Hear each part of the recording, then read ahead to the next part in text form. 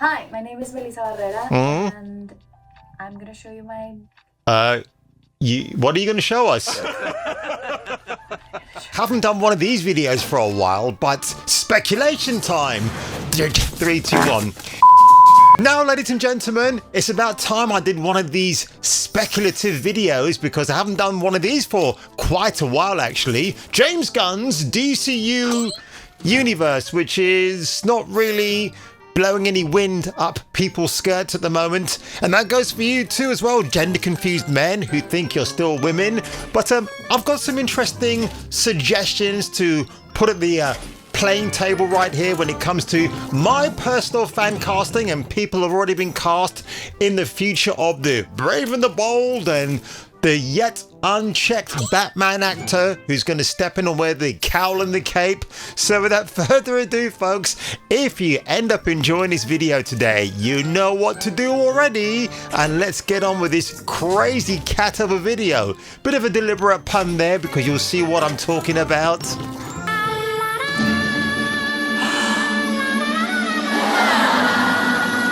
YouTube's newest hero is here to save the day. His name, Kung Fu Hot Dog. Starting off with Clayface. Again, people are mocking this film already. Oh, who cares about this? It's a Batman throwaway villain, and actually, I would say he's not. Really effectively used in the animated series during the 90s. I personally think this might be a surprise hit for this year. It's going to be very much compared to the Joker from Todd Phillips back in 2019. So don't go, hoo hoo ha ha, this is going to be a shit movie.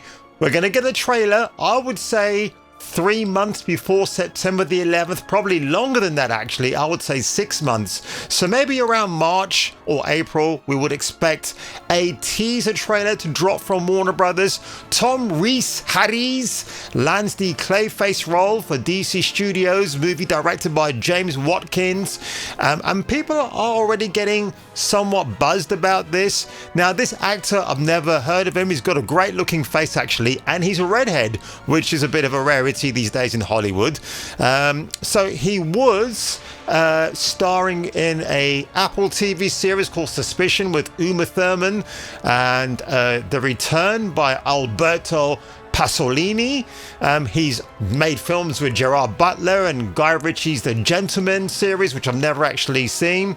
The movie from Speak No Evil director James Watkins is the next big project for James Gunn. And I have no doubt that Gunn and Peter Safran will be doing as much interference with this film as possible.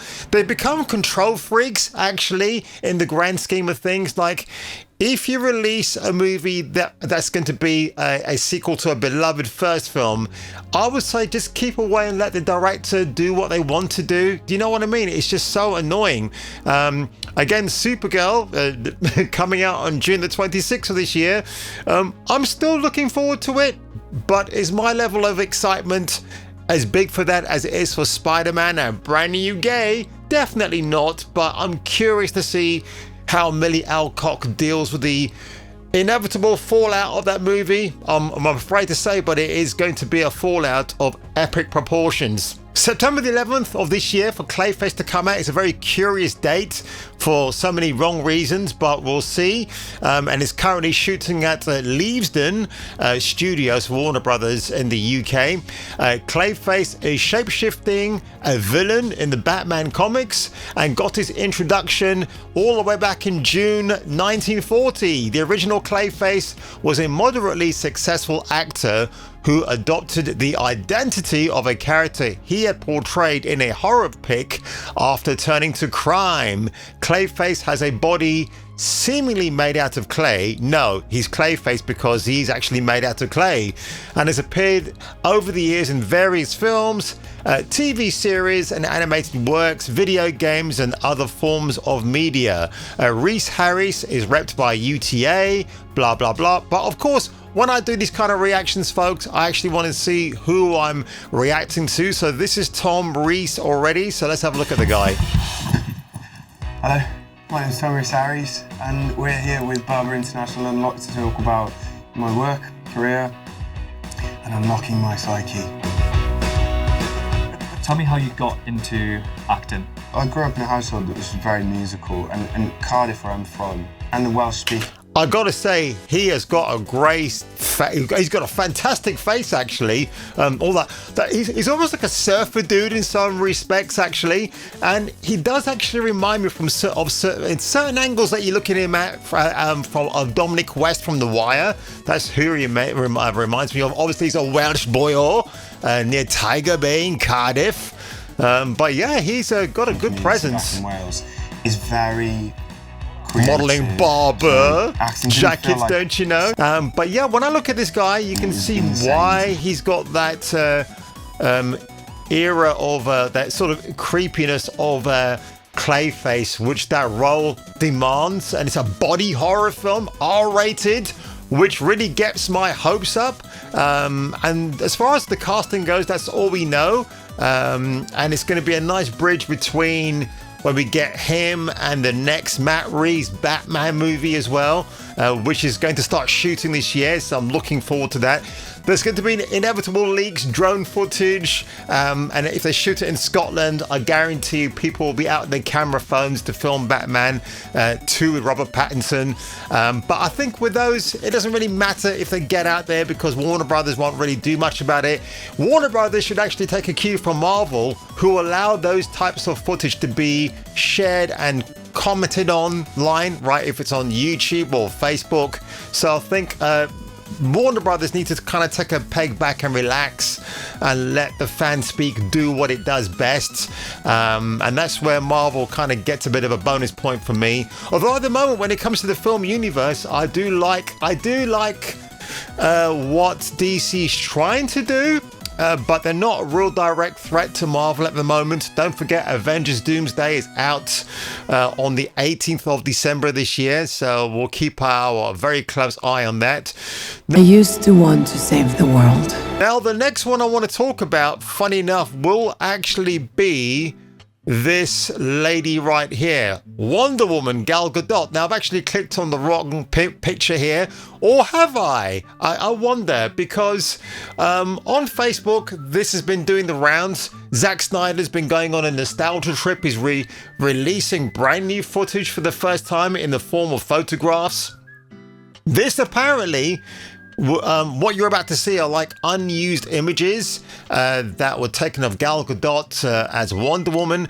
Again, I'm going to say, back in the day, I was really happy that she got cast, but not the strongest actress out of the box, but she's a very funny personality when you get her in front of a camera and you interview her, and she's a very good public speaker. So if she ever retires, Gal's got a career as a karaoke singer somewhere down the line. But have a look at this. I think these are real. I don't have any reason to believe that they are AI. That is definitely Gal, and again, it's been watermarked with Batman v Superman. Again, this could be AI, because if you tell AI to input those instructions, like recreate the writing, it will do so. But then again, yeah, it's it won't replicate a celebrity's face unless you go through various hoops to get that done. So I don't even think it's hang on, someone said here Wonder Woman didn't fight Germans in BVS. We know she didn't, but this could have been a concept that Zack Snyder might have been playing with. Listen, folks, hear me out. Let's pretend these are real Zack Snyder treats for us that he shared. I mean, it's fun either way. I think it's just kind of cool. Again, this could be unused footage. It's just worth having a bit of a gander at, and it's just kind of very cute. Where this leads me to now in the conversation about Wonder Woman, apparently Ms. Anna Nogueira, whose only screen credit writing so far is the brand new Supergirl Woman of Tomorrow movie. It's funny how it's called Supergirl, but then it's Woman of Tomorrow, not Girl of Tomorrow. It's kind of funny. That made me laugh for a second. But look, a while back, when Gina Carano was in top shape, and quite clearly after or during season 2 of The Mandalorian for Disney, she was definitely not hitting the treadmill enough, because I guess there was background troubles happening between her and Kathleen Kennedy, allegedly. And also she split up from Henry Cavill a few years before that. So the fact that Cavill was already Superman with Zack Snyder in that universe with Ben Affleck as Batman, she would have been the perfect fit as Wonder Woman. Absolutely. This is an AI rendition. And yeah, back in the day, but can you imagine the awkwardness between those two if they'd split up during the film and she'd have to be recalled to reprise her role as Diana Prince in Wonder Woman? It wouldn't have worked. But this is great. I mean, I actually like this version that the AI artist created. It's the 1990s Wonder Woman back in the day. I'm a big fan of the Brazilian guy. I've forgotten his name now, but the I can see his name now. Actually, it begins with DD. It's whatever. I'll put it on at the end. But anyway, the Brazilian artist who revitalized Wonder Woman back in the 90s. This is kind of very, very reminiscent of that, actually, which is really cool to see. Guest starring Deathstroke. So obviously it's a fake DC comic book cover, but I really do like that. And actually, speaking of the Wonder Woman casting, I thought this was a bit interesting, actually. So this is Melissa Barrera. So on the fans have been speculating for a while she should be Wonder Woman. There's a video of Simu Liu, which is pretty funny, actually. I'll see if I can find it for you, where he had a starring role with her in a movie. There we go. Simu Liu nominates Barrera to play Wonder Woman. Despite his current MCU ties, Shimu has some ideas for James Gunn's DCU after going toe-to-toe with Melissa Barrera. Do you know what? I'll take you to that video in a minute, actually. In fact, oh, hang on a second. Let's have a look at this. Hi, my name is Melissa Barrera, and I'm going to show you my... What are you going to show us? Hi, my name is Melissa Barrera, and I'm going to share with you my nighttime skincare. Oh, I don't want to see that. She's very pretty, by the way. I have got to go to bed with Melissa Barrera. Well, I'd like to, but she's happily married, so I can't do that anymore. But let's pause that face for a second. Can you see her as Wonder Woman? I could. I think she's got a pretty good figure as well. She's 35, but she don't look it. She looks 10 years younger. And yes, I'm being slimy, I'm being parasitic. Of course, I'm being absolutely flattering towards Miss Barrera right here, but she looks absolutely fantastic. Mexican women have some good genes in them, don't they? Good gene pool in that part of the world. Let's have a look at your routine here, Miss Barrera. Yeah, she's doing that. She's a bit body shy, I think, actually. But she's got a good face, hasn't she? She really has. So apparently fans, and let's find out Simu Liu video quickly, actually. This should be so much bigger than Hot Ones. I bet that's what you say to all the men, don't you, Shimu? So yeah, that's just a brief insight. Again, Simu wants her to be... he wants to give his influential push that Miss Barrera should be the new Wonder Woman. But the final person that I want to talk to you about today is... Come to Kitty.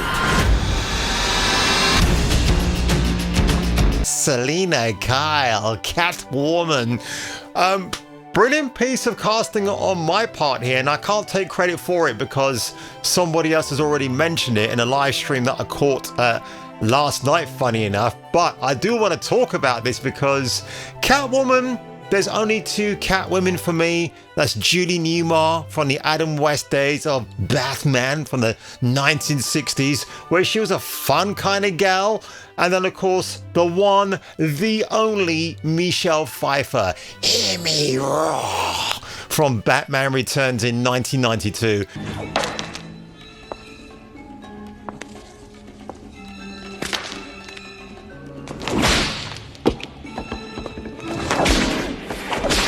You can't beat Michelle, you can't beat Julie Newmar, and ever since then they've really got that casting so miscast with all the wrong types of actresses in the role. But one person whose name should be shouted out a little bit more is this young woman right here. And when I show you her, boy, she is quite the looker.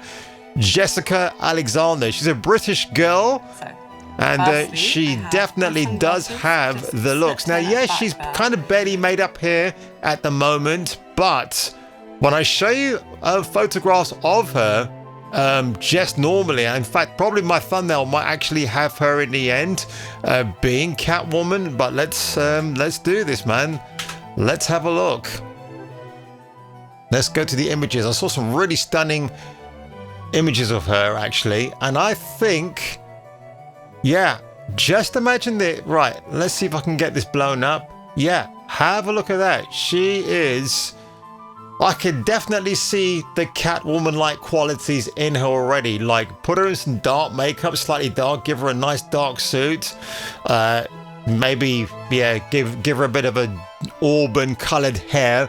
And she's definitely quite this slinky femme fatale that they want to call Catwoman, and I think she'd be a really good fit. I mean, going back to Wonder Woman again, somebody mentioned Alexander or Alexandra Daddario, but I don't think she'll be a good fit. She's kind of getting a little bit over the hill now. She still looks good, but I can't see Alexander or Alexandra being Wonder Woman. You got to give the way to somebody a bit younger. Although again, even though Melissa Barrera is 35, I think she actually looks a little bit better than Miss Daddario in that respect. But what do you think, folks? Are you still hyped up for James Gunn's The DCU? I'm just watching with morbid curiosity, if I have to be honest, because I really want to see what they do in terms of going forward. But my only biggest fear at the moment, James Gunn, and less so Peter Safran, can't seem to stay away. James Gunn is a bit of a control freak, I have to say. Underneath that mild-mannered exterior is a real control freak that wants to make sure that everything lines up. And I think, dude, take a chill pill, relax, let the artists do what they do best, or in this case, breast with Miss Alexander herself, and we'll see what happens. But on that one, ladies and gentlemen, if you were me, and if I were you, I'll catch you catching me, maybe catching this video coming up next for your viewing displeasure. Until the next time we meet.